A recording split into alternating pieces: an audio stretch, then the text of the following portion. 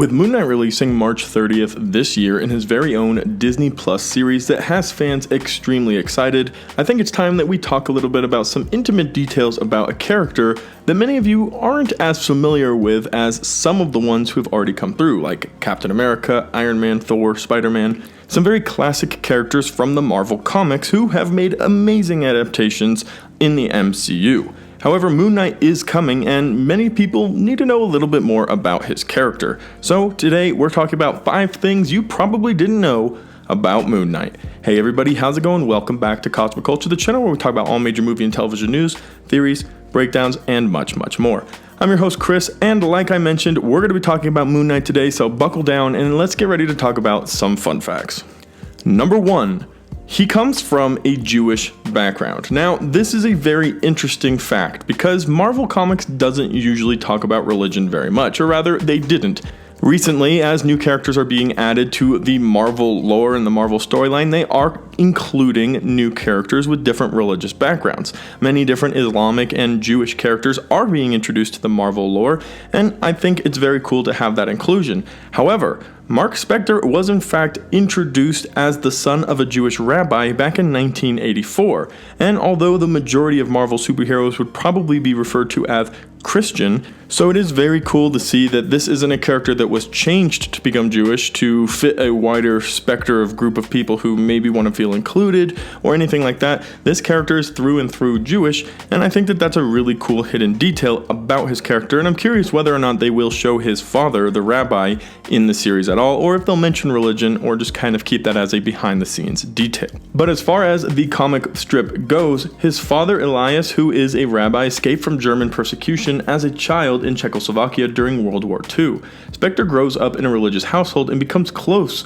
to Rabbi Yitz Perelman, a friend of the family. Spector eventually learns that Perelman is, in fact, a Nazi named Ernest who continues to slay Jewish people in the United States. Spector's first real fight comes when he fights Ernest. So we really get to see the development of his character back in the comics in 1984 when we get the entire religious storyline of Mark Spector, his father, and his rabbi friend who is pretending to be a rabbi but is actually a Nazi, and his first fight, which leads to a very, very dark and violent future for Mark Spector.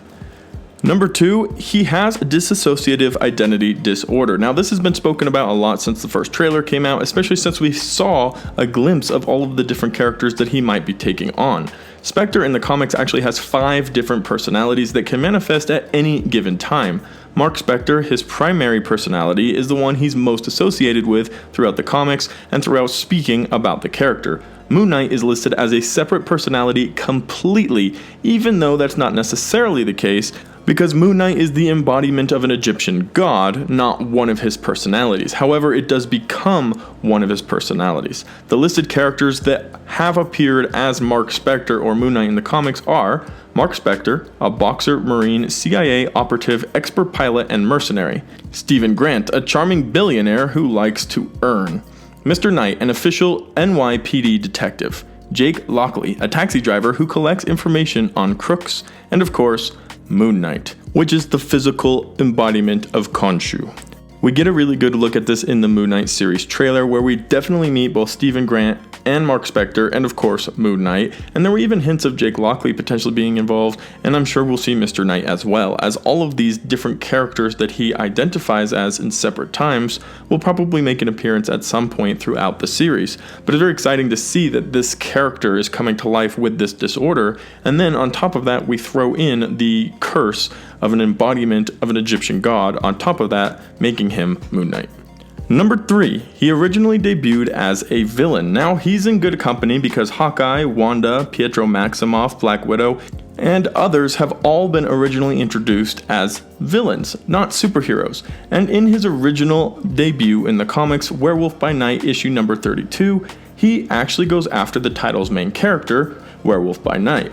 And as he is this villain, his entire origin is very different here and is later retconned in the comics so that he can become the real Moon Knight character. Him being Moon Knight was actually a play on him going after a werewolf, and the moon is very important against werewolves. He's fed up with his outfit and his entire storyline, his weapons, everything, by a committee that sends him out to hunt Werewolf by Night. Interestingly enough, later this year, we are seemingly getting a Halloween special for Werewolf by Night, who, as I just mentioned, is where Moon Knight originally debuted as a villain. So it'll be interesting to see if this has any connecting point, if we see Werewolf by Night in the Moon Knight series, and how it is all going to line up, knowing how well the MCU connects the dots.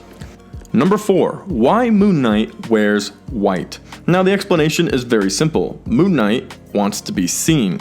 He wants to serve the moon and is vigilant, seeking justice. Now although Moon Knight's idea of justice is a little skewed at times and often serves one purpose, and you could even say one god, Khonshu, the Egyptian god that embodies the spirit of Moon Knight, it is interesting and definitely very telling for this character who works in the shadows.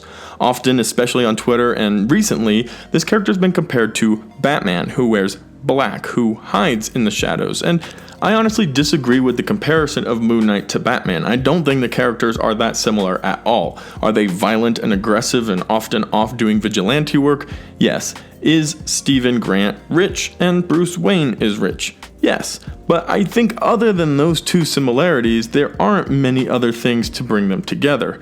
And this in specific, the wearing of white versus Batman's wearing of black, is a very cool way to distinguish the two characters' personalities. Moon Knight wants to be seen, he wants the world to know that he's doing the justice for his god and that he's honoring the moon in his work, which is why he wears white in the dead of night and is easier to see, whereas Batman hides in the shadows and does what he needs to do in a quiet way, not looking for praise necessarily and definitely not trying to honor anything, just seeking vengeance and seeking justice, which again can also often be skewed and have its own different idea of what is appropriate and not appropriate, which is why we get these really fun violent characters and why Moon Knight is promising to be a very violent series when it finally does come out.